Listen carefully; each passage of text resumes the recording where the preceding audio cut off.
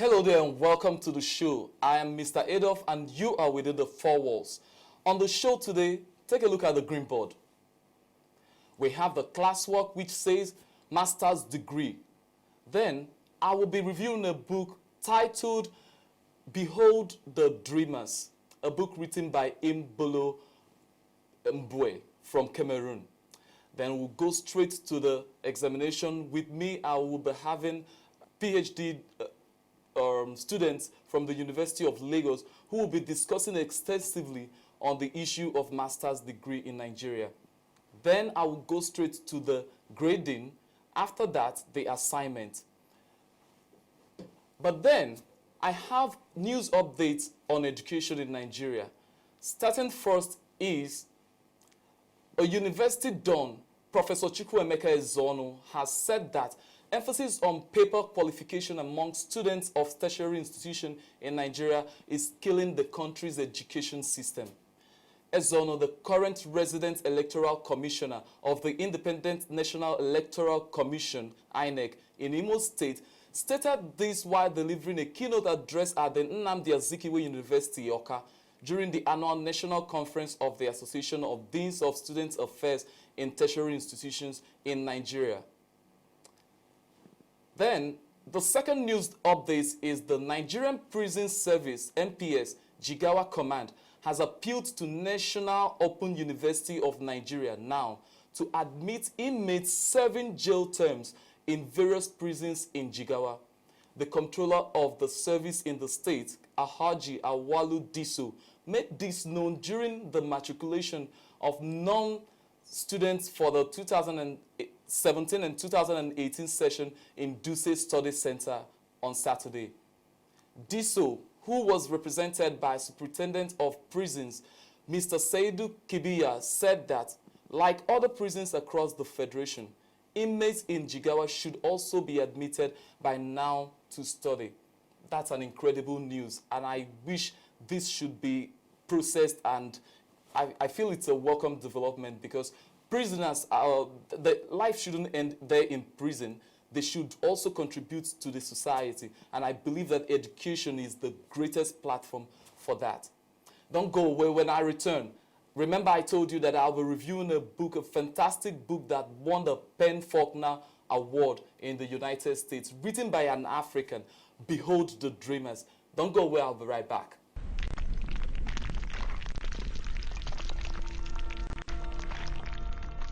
Behold the Dreamers, a book written by Mbolo Mbwe from Lime in Cameroon. This book is so fascinating. Of course, it's her debut book, and it won Penn Faulkner Prize in New York. Also in 2016, this book was released and it got her place on the shelf of Oprah Winfrey because she adopted this book for her book club. It's a fascinating debut novel, of course, I told you that. And it's about marriage, it's about class, race, the immigration struggle, and the pursuit of happiness. This novel takes us on a journey with Jenge, the center character, a Cameroonian man trying to swindle his way to an American green card, and his wife, Neni, who is determined to finish her education and become a pharmacist. These two start out with so much hope in this story. America is the best country in the world, and they are excited about their future as citizens of the greatest civilization in the world. But things began to change. Immediately as Jenge lands a job as chauffeur to Wall Street's executive called Clark in the story. That is until he is informed that the application for asylum in the United States has been denied. This is reasonable because the only thing chasing him away from Africa was hunger and poverty. As if things couldn't get worse, Wall Street collapses and economic recession hits the ground running. This leads Jenge and his family down a path where they have to decide if their home is really so terrible after all. And their home is Africa. You know that? You know what that means. So Mbolo Mbwe is the author of this great masterpiece, and it was published by HarperCollins, UK. The date of publication was 23rd of August 2016. It's complete fiction, and the setting of that story is the New York, United States. Has just 335 pages. Wonderful book. I think you need to have this book. It's inspiring. It's a story about survival and about greener pastures. Don't go away. When I return, I'll be discussing with my guest, Abimbola Oyarinu from University of Lagos.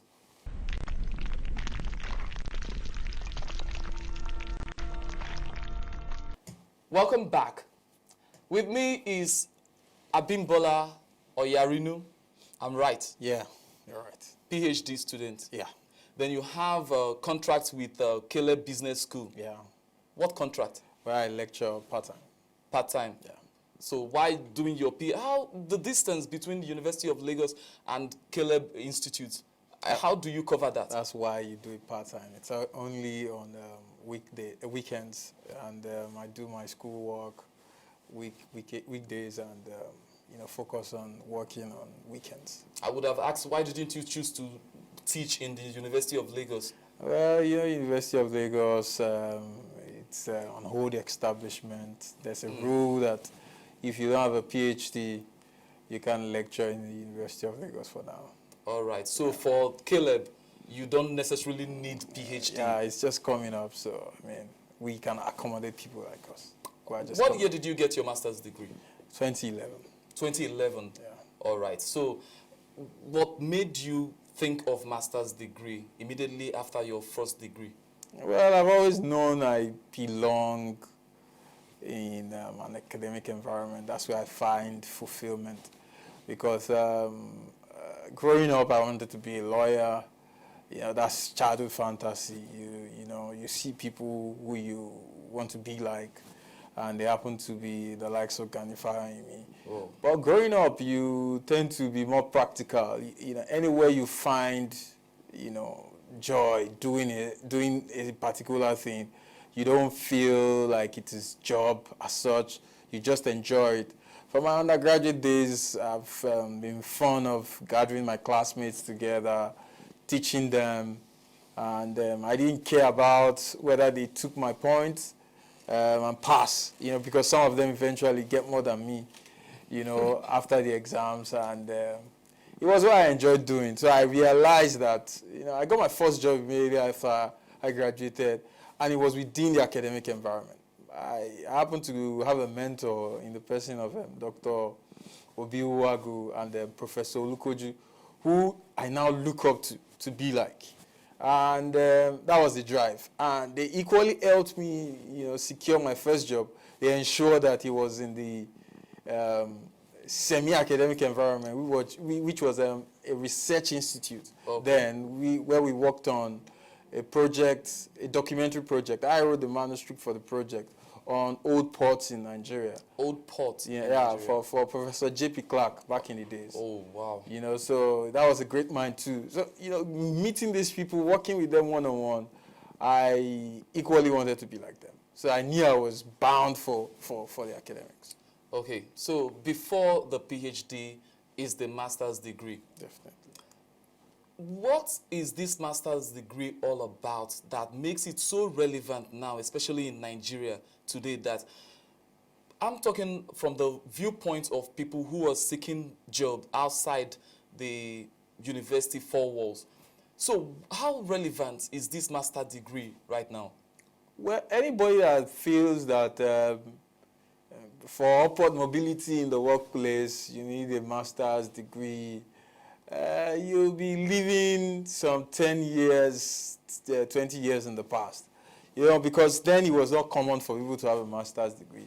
To encourage people to get it, it was part of the requirement in the workplace. When you get it, you tender the certificate, you get promoted. These days, nobody cares. Because just really, like nobody cares. Nobody cares. But the pressure, the workers seem to be pressurized to go for master's degree, at least for part-time sake. It is the idea of it that, one, the pride that comes with it. Two, the idea of it that, maybe if I get this, I'll be more respected at work. This can get me promotion. But in all sincerity, if most people do a master's degree that's not even relevant to what they're working on, because we already have a problem of town and gown. What the gown gives you, the town does not require. So you're working in a bank, you're getting a master's degree in say maybe philosophy. So how does it apply? Nobody would promote you on the basis of having a master's degree in philosophy, because it does not necessarily apply to improving your capacity at work. That is also something like what Professor Chukwuemeka Ezono said, that Nigerian education is now beginning to center, her foundation on paper qualification. That is, that qualification, number one, you must not deny that it is the only thing that gets you job. Nobody wants to know how skilled or how talented you are these days. Now I want to share a story with you. I wrote my CV, sent it in for teaching with a private secondary school. And because masters was included, the woman said she cannot afford me. What do you have to say about that? Well, because what she's probably offering, she knows that with what you have invested in getting a master's degree, she can likely not pay you, because, these days, how much do they offer to teachers in private secondary schools and primary schools? Probably 30,000. For a master's degree, that's a slap. That's an insult. So, she actually availed herself of insulting you by telling you that she cannot afford you. But sometimes people, get a master's degree because of passion. And teaching equally is a passion-based job, because nobody can afford to pay a teacher. You are talking about someone who trained a doctor to earn so much, and she's earning so little. So nobody can pay a teacher. It's a passion-based job. Probably she should have tried you out, that this is what the school can afford, and probably see what you think about it. All right. Well, don't go. Well, when we return, we'll be talking specifically about the master's degree in the university, what it is and how far it can take one, in the journey of academics. Don't go. We'll be right back. Corruption not in my country. So, Now, straight to business. Good. Now, that case between State versus Femi Wole. Femi Wole, Yes. is he your son? That's my heir apparent. Did he actually kill the wife? His juvenile delinquency, they must have taken some few bottles. A man of 40, juvenile delinquent? 7 years ago. Now, what do we do? I don't want him to go to jail. We are very good friends. But for this, I cannot help you. I was so nice to you in school. I took care of you. I'll politely leave. No, you can't leave. How much do you want me to pay? Wale, this is not about money. It's about the law. Bribing a judge to subvert the cause of justice is corruption, not in my country. Corruption not in my country. Stop corruption now.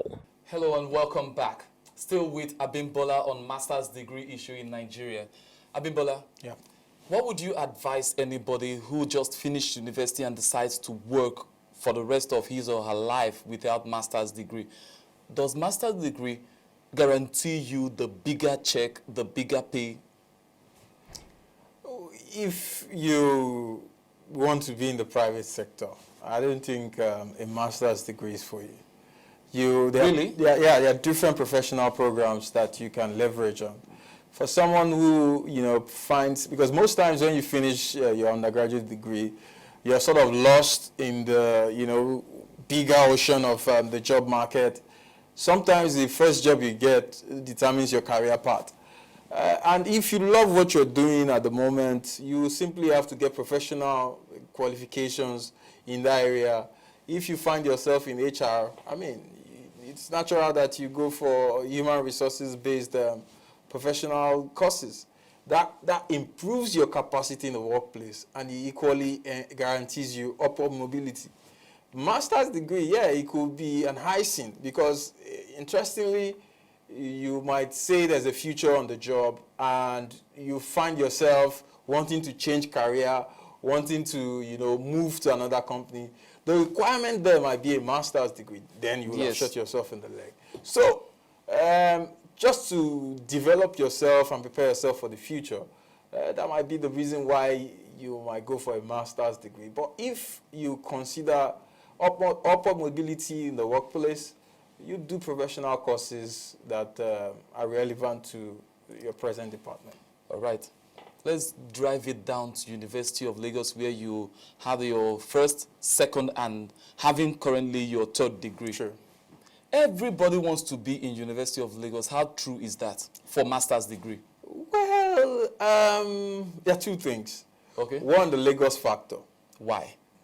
I mean, those that stay in Lagos would not want to go out of Lagos, because probably they build their life around Lagos, they are working in Lagos. The proximity would make them work and school at the same time. Probably get a part-time master's degree, in University of Lagos, which they have a lot of. And some are interested in doing masters in University of Lagos because there are a lot of factors, actually, not just two. Some like the fact that, gaining admission into University of Lagos as an undergraduate student was difficult. It's easier with masters. Now I want to experience the University of Lagos life. Exactly. They want to feel it. So those are, a class of people. Then there are a class of people that want to come to University of Lagos just to be in Lagos. Those are people that, probably stay in Ibadan, Kano, wherever. They want to feel the Lagos life. They feel the University of Lagos will give them the opportunity to, live in Lagos. Then there are the ones that, want to carve a career path, especially people in the creative industry. Lagos gives you that platform. All right. So the University of Lagos gives them the opportunity to be in Lagos, to also network into the Lagos economy. So there are so many factors. The economic benefits of it, I think, is prime. So what reason brought you to University of Lagos, you in particular? I've always wanted to be in a structured environment. Structured environment. Yeah. Ahmadu Bello University, Zaria is structured. Nnamdi Azikiwe is structured, and so on. Well, I don't know about other schools, but I grew up in Lagos. I had a touch and, an experience with University of Lagos by going there sometimes. I feel it's a structured environment, different from because I first went to... You mentioned Dr. Oduobi. Yeah. Could these men be the reason? Well, because it seemed like you had backbone, you had support, like godfathers. Well, not necessarily. I went to University of Lagos blank. I just wanted to be in a structured environment where, I would be in a university that is in all entirety a university. I didn't want to go to school just because everybody was going to school. It took me 4 years, actually. Wow. Before, achieving that dream. But I had to wait. It was a sacrifice I was willing to pay. And I tell you for free, I've never regretted the decision, waiting to get to University of Lagos. Because there are certain things you acquire being a student of University of Lagos that you don't find in some other states, mushroom universities, right. No pun intended. If I want to go into the university for a master's degree program, what would it take me, the requirements? Yeah, you just need to buy the form. If, for example, University of Lagos, I think it's about 22,500. Then Isn't that expensive? I don't think so. Education is expensive. Education, to me, is really... It's a federal university, don't forget that. My brother, that's a different topic. If we go into that, but let me just break it down. Okay. Education has been priced here has no value. Why do I say that? You see everybody wanting to acquire a master's degree when they don't have any business, being there in the first place. There are 1,001 people who wants to acquire a master's degree for upward mobility in academics. But because, it is cheap, you can get it, all it will cost you is your time and energy. Okay. The money can be ignored. You can throw away 100,000, So, education should be monetized. And by monetized, I mean every individual getting into the university should know how much the federal government is expending on him or her.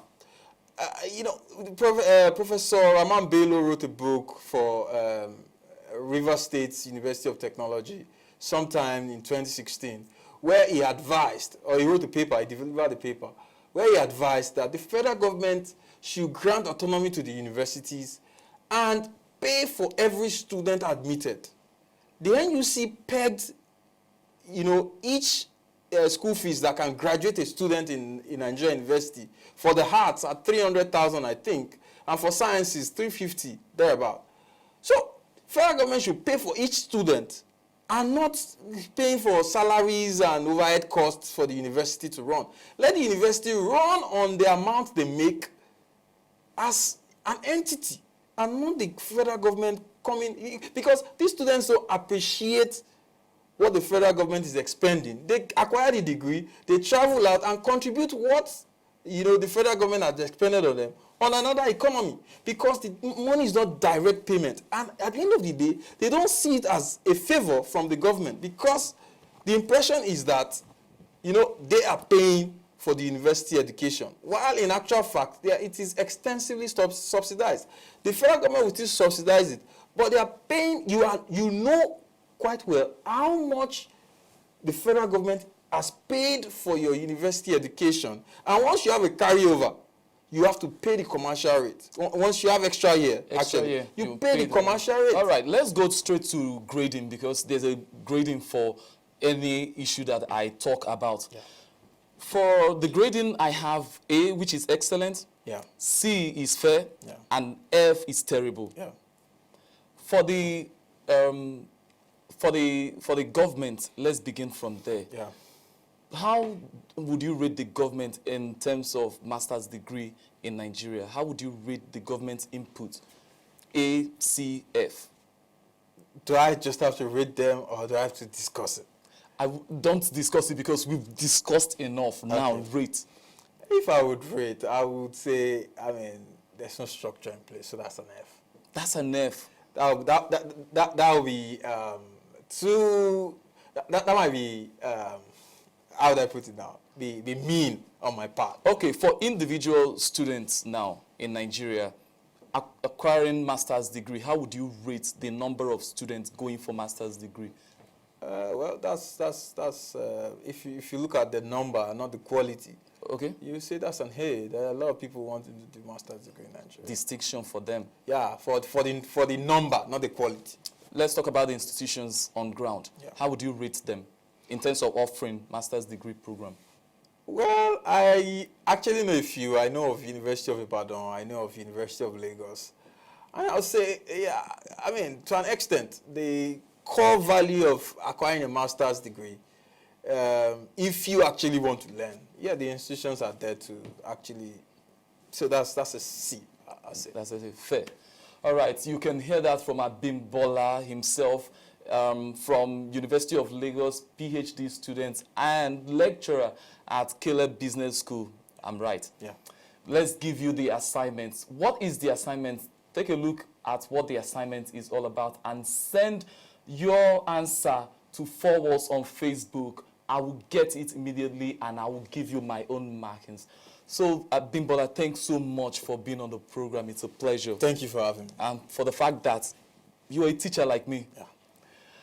It's a pleasure having you on the program today. God bless you so much. See you next time. Bye-bye.